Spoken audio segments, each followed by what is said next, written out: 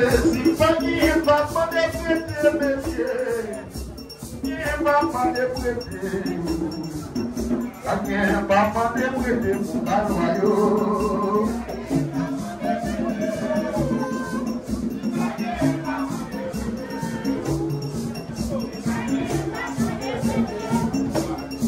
Si bagay, va pas de prêter.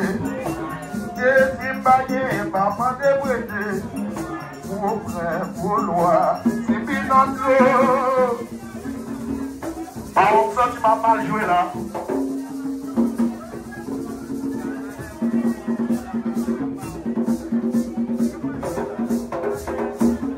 Pour frère, pour loi, c'est bien dans l'eau. Pour frère, pour loi, c'est bien dans l'eau. J'aime l'arrêter dans la barrière, ma carte. Ma dit, ça, ouais, ma carte.